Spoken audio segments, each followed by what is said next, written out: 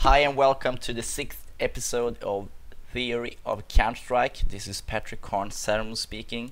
It's been a couple of months since my last episode, number 5. And the simple reason is because I've been busy traveling the world and competing. Besides that, I had some promotion in Taipei, which you might have followed in my video blog I did recently as well. Life of cArn is also accessible at fnatic.com. And also, of course, it's summertime. I went back to Sweden for a few weeks, visiting my family and friends, and had a super nice time. So that was kind of the reasons for the lack of new episodes. But I'm extremely thankful that people are still asking for the series and giving me ideas what I can do next. And before this episode, I asked my Facebook followers at facebook.com/cArnCS which kind of episode they want me to create. The most people seems to be very curious and keen to hear about configs and settings. So I thought I would dedicate this 6th episode of ToCS to setting up a new computer and making it ready for competitive Counter-Strike. For me, it probably takes 5 or 6 minutes in front of a new computer to have it ready to play. But of course, this is a guide, so I'm gonna try explain a bit why and how I'm changing my settings to this way I'm changing it to. Without further ado, we're gonna change the screen here and go to my Windows. To save some time, I prepare a bit. I downloaded the Fnatic MSI GUI 2011. You can as well download ESL GUI. I recommend both. And then you simply open it with your zip browser, choosing your resolution here. Personally, I'm using 640 to 480 right now. And sorry, we go back here. And you simply drag and drop the Counter-Strike folder from the zip file to your Steam apps folder. And make sure you are replacing any single file. And that's about it. I mean, 1 minute download, 10 seconds installing, and then you are ready and set for the proper settings of Counter-Strike. But the next thing I do is not to start Counter-Strike. I usually go to the NVIDIA settings. I restore it to default. You might also have ATI computers sometimes, but it kind of works a similar way. So once more, I restore it to default. Then I go to vertical sync. This is the only 3D settings I change. I force it off. And then I go to the color settings where you can adjust the gamma. I also restore that. And I force it to 125, the gamma that said, which gives me an easier time to spot enemies on far distances and in dark areas of the map. Increase the digital vibrance a bit, doesn't really help spotting your enemies, but it gives the game a bit more colorful tone, so to speak. Go apply. Graphic card is set up for Counter-Strike, in my case at least, and this is kind of the standard setting that most players uses. The next thing, we go to the Steam library. We are finding Counter-Strike, of course, and we're going to the launch options. My launch options looks like this. It's no force and params, no force and axle, console and FREC 100. We're starting with the first two ones. This is simply disabling the Windows acceleration. And this is a command that I'd say 93.5% of all professional players use. You don't want to have acceleration in game, because I personally think it's a bit random when you cannot be sure that your mouse is moving the way you want it to move. Console is just to access the console. You don't really need that anyway. FREC 100 makes the monitor refresh at 100 times per second. Is that correct? Yes, it is correct. Um, Normal monitors can, normal LCD monitors probably at 75 Hertz. By the time I have to use this, I use 75. Can use that today, it's not a biggie. Well, we use 100, whatever. Press OK. Launch options is done. I will not have any acceleration. Just to double check, I go to the mouse. I can write in, I think it's both Windows Vista and Windows 7. You can write in this way. You write mouse, and you go here. And I usually go here to the furthest left bar, and I press 1, 2, 3, 4, 5, which is also the default Windows sense. And this is something the mouse manufacturers recommend you to use. Instead, you should increase the sensitivity on the hardware of the mouse to avoid any kind of delays in the software. So on the 6th mark, I put my sensitivity at, press OK, and we go to stream software. Gonna make ready to start Counter-Strike, which takes us here. Counter-Strike. Voila, here we go. As you can see, the Fnatic MSI GUI 2011 is installed. I'm gonna shrink the console a bit. I'm also gonna decrease the sound so you can hear me. Of course, this is my team's GUI, and I have my config pre-installed on this zip file. So I write cArn. This is something everybody can do. Of course, writing cArn will access my config, but you can also put in your config and add it to the GUI. But you have to read the README before you do that.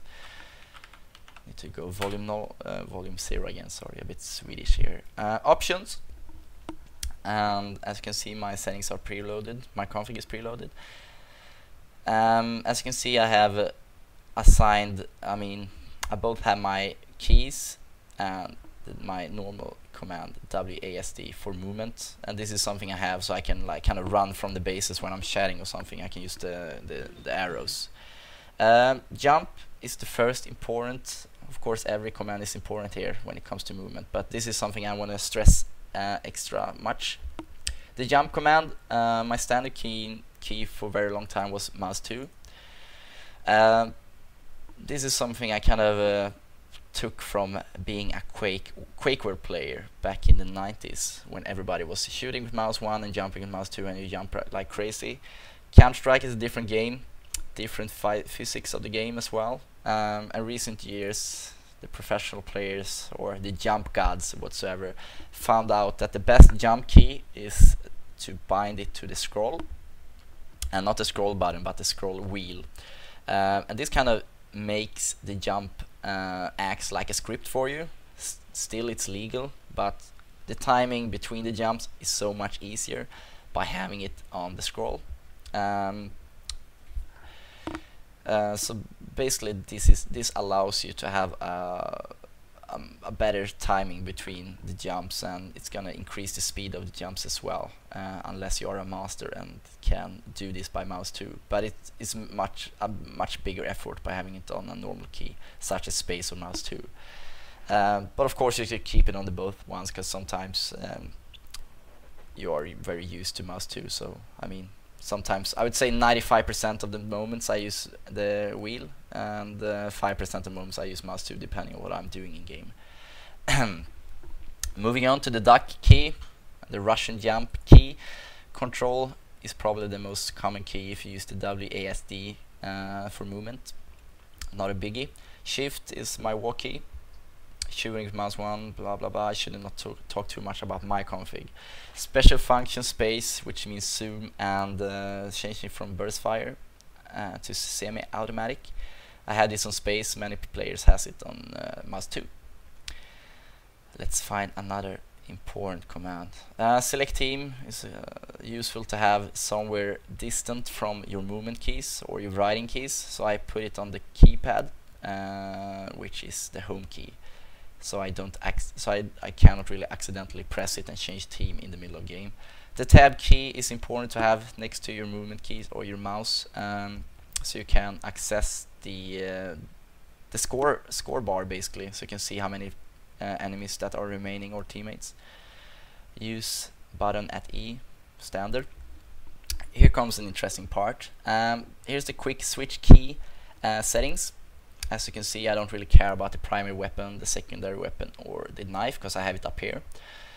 But what I do, which I think I'm fairly unique about, is that I have my flashbang and smoke grenade bind to my mouse. It can also be, I mean, it can be located anywhere, you can access it easily, but I have it on my mouse, which kind of enables me, as you can see on my mouse now, on my ToCSe06 mouse, I can switch between the proper grenade I want to access. So if I want to have the smoke grenade, I press up here, and if I want to have, so I just jump between them instead of going for the fourth slot, which the normal player use, which is up here, because then you have to go through all the grenades because they gather under one category.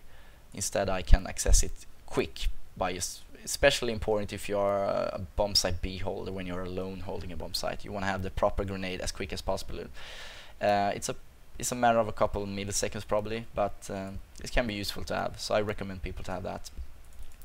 Not sure why I have the radio command.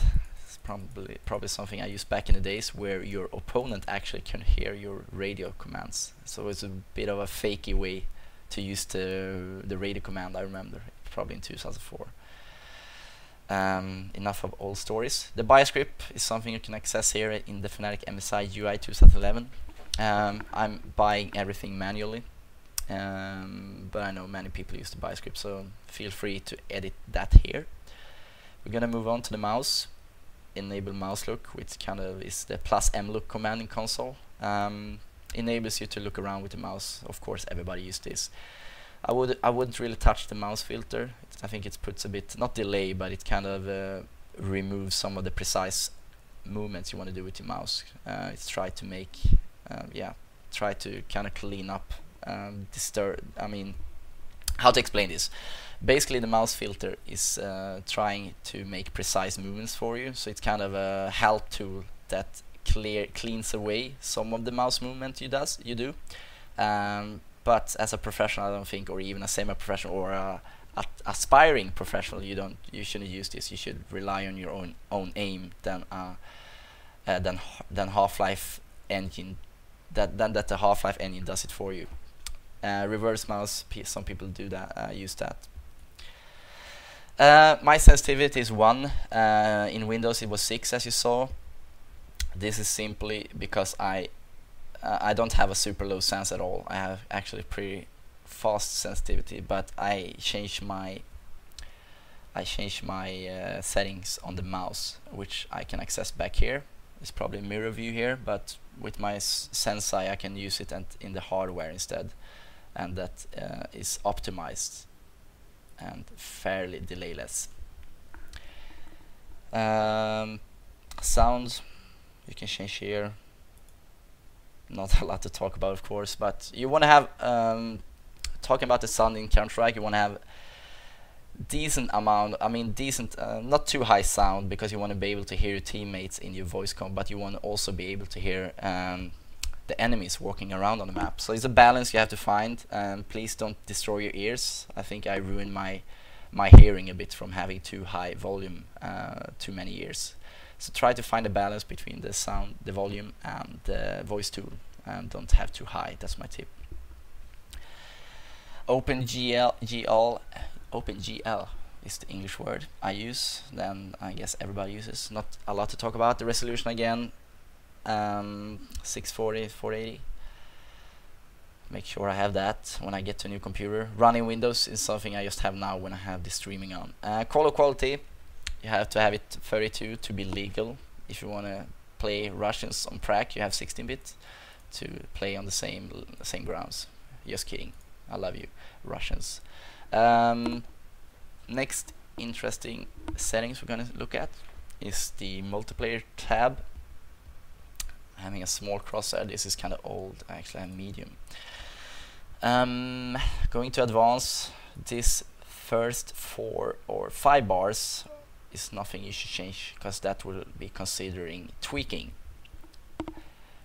You can very well change the weapon alignment. I don't understand why I once started to use left-handed, because I'm right-handed myself. I think it's better to have it right-handed, but then again, I played for so long now, so I'm really used to it. But I guess right-handed is better. Center play names, I think that's important, so you can spot whether you have. I mean, you can see quickly whether you are having a opponent or a teammate in front of you, and that's something that is not for certain all the time. And it can be useful when you are kind of when you're peeking through smokes, etc. You don't see them through the smoke, but when you get close to them, you will see them, and also the name will appear. Radar type, I'm using the solid. I think that's preferable, because that me as an in-game leader, I have to keep track of all my teammates at all time. The transparent radar, it's kind of easy to miss some of your teammates when using that. We're gonna go OK here, and we're gonna bring up the console again. Might make it a bit bigger so you can see. We're gonna start to talk a bit about the net commands of Counter-Strike.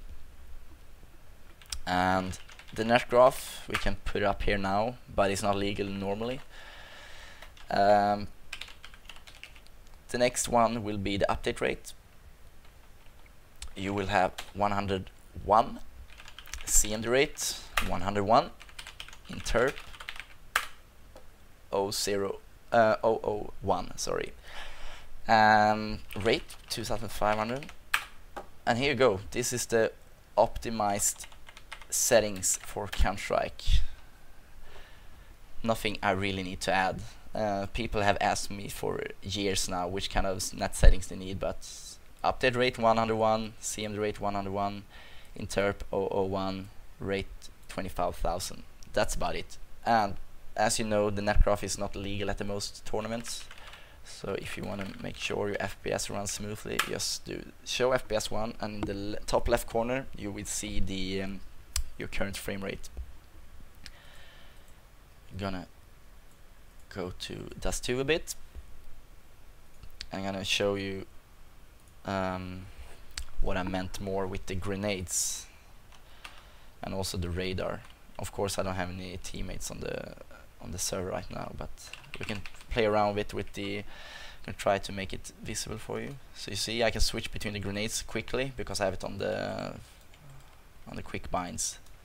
So let's say I want to smoke here, and then I want to put up a flash. I can easily do that. No problem whatsoever.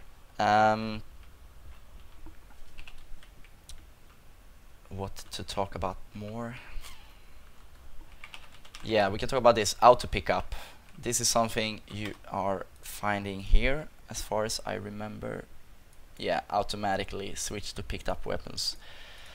I don't recommend this setting because sometimes, I mean, it's a matter of control, right? If you want to have full control of your game, you shouldn't have it. But if you feel like, yeah, I want to be pure aimer, I just want to run on a rifle and shoot as quick as I can without needing to press any key whatsoever, you should have it. But I think the most of the professional gamers don't use this, and the simple reason is because you want to have control. Let's say you are on an eco round, you just want to pick up the gun and just shoot a bit with the USP and then go and reload it, instead of just picking up a rifle without any bullets.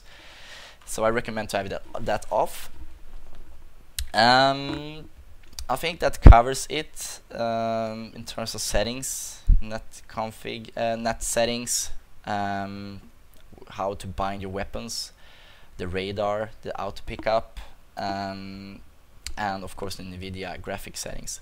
What I will end this episode 6 with is a small tip that you might not know about, and this is a application that most of the professional gamers use today. Is the RI input, which I will eventually put on Fnatic.com, and this is a small software that is amazing if you have Windows 7 or Windows Vista, because in Windows Vista and Windows 7 there is some kind of software acceleration that you cannot get rid of any other way by having this tool or a similar tool. It's not visible now when I'm running around on the server, but if I play, let's say for 10 minutes, sometimes the acceleration will come, and you can never ever predict when it's gonna come. And this tool is really good to have, because it enables this. You will never get any acceleration. So unless you like the acceleration, I really recommend you download this tool, and you use it simply by entering it. Just use the zip browser you have and put it in a folder somewhere. You write hl.exe, and then you can start a game. This is something you have to do all the time, but it's also very important to use. So I think the most of the professional gamers use it today, and I can recommend everybody to use it, unless you like the acceleration in Windows Vista and Windows 7. I think that is about it for today. I want to thank you for watching. It was kind of new to me to explain this config and settings, but I think I covered it all. I want to ask you to follow me on Facebook to hear more about me and my videos. Of course, visiting Fnatic on Facebook, and of course Fnatic.com, where you can access all these videos at any given time. Fnatic.com is also the website you want to go to if you want to have the Fnatic MSI GUI and the input program I just talked about to remove the acceleration. And of course, read more about my team and my Fnatic's other squad at this site. That's about it for today. Thanks for watching, and happy fragging. See you soon.